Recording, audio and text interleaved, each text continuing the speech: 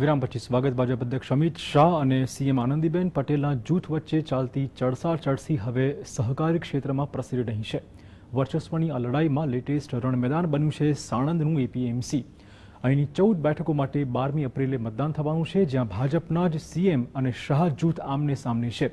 બાવળા બાદ સીએમ તરફી જૂથ સાણંદ એપીએમસી પણ અમિત શાહ જૂથ પાસેથી આંચકી લેવામાં સફળ રહેશે કે નહીં તેના મુદ્દે સહકારી ક્ષેત્રમાં ખાસો ગરમાવું છે. અમિત શાહ અને આનંદીબહેન વચ્ચેનો જૂથવાદ વધુ વકર્યો. સહકારી ક્ષેત્રમાં પણ ભાજપ શાહ સીએમની છાવણીમાં વહેંચાયું. સાણંદ એપીએમસીમાં ભાજપમાં જ અંદરોઅંદર સત્તાની ખેંચતાણ.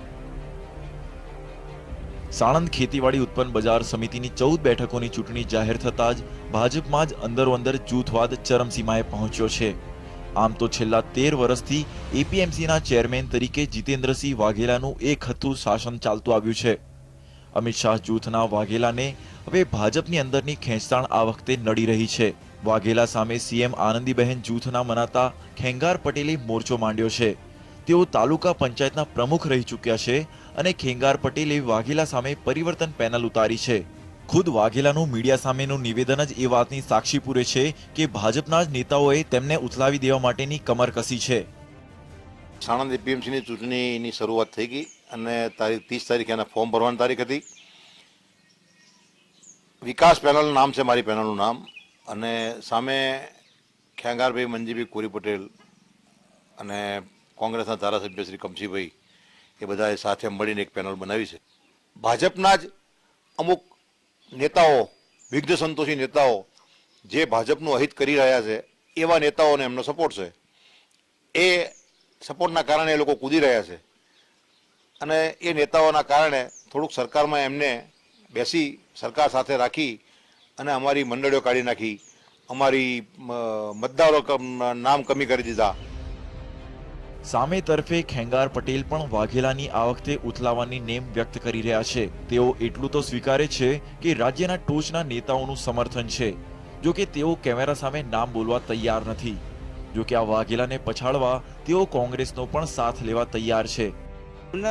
સમર્થન તો આમાં કેવું છે, આમાં તો સહકારમાં તો કોઈ પક્ષ નથી આવતો, પણ સહકારમાં પક્ષ નથી આવતો પણ અમે ભાજપ પ્રેરિત પેનલ બનાવેલી છે. અમારી જે પેનલ છે ભાજપ પ્રેરિત છે અને બે પેનલમાં અમારી પેનલમાં પણ કોંગ્રેસના છે, એમની પેનલમાં પણ કોંગ્રેસના છે. અમારી પેનલમાં એક કોંગ્રેસના છે, એમની પેનલમાં 50% કોંગ્રેસના લડે છે.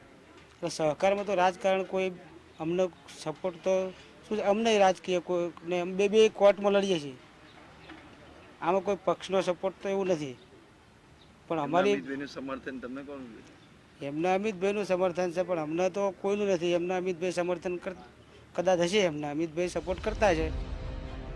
આમ તો એપીએમસીની ચૂંટણીમાં રાજકીય પક્ષોની સીધી સામેલગીરી હોતી નથી, પરંતુ વર્ષોથી ભાજપમાં સહકાર વિભાગ દ્વારા પેનલ તૈયાર કરીને કાર્યકર્તાઓને મેન્ડેટ આપવામાં આવતો હોય છે. પરંતુ અહીં ભાજપના બે જૂથ એક સાથે જોડે બેસવા તૈયાર નથી. વાઘેલાએ વિકાસ નામે પેનલ ઉતારી છે તો ખેંગાર પટેલે પરિવર્તન પેનલ ઉતારી છે. આ બંને પેનલમાંથી ચૂંટણી લડવાનું ભાજપ કે કોંગ્રેસ સાથે જોડાયેલા કોઈ નેતાને લગીરે છોછ પણ નથી હોતો. આ એ પણ દર્શાવે છે કે સત્તા મળતી હોય તો ભાજપ કોંગ્રેસ અહીં મળીને વહેંચી ખાશે એમ પણ મનાઈ રહ્યું છે. વળી અત્યાર સુધી સહકાર ક્ષેત્રમાં અમિત શાહનું પ્રભુત્વ રહ્યું છે, પણ અમિત શાહના આ ગઢના કાંગરા ખેરવવા હવે સીએમ સમર્થકો ખુદ મેદાનમાં આવ્યા છે. ત્યારે બાવળા એપીએમસી અમિત શાહ પાસેથી ઝૂંટવી લેનારું સીએમનું જૂથ હવે સાણંદમાં કેટલું સફળ થાય છે તે જોવું રહ્યું.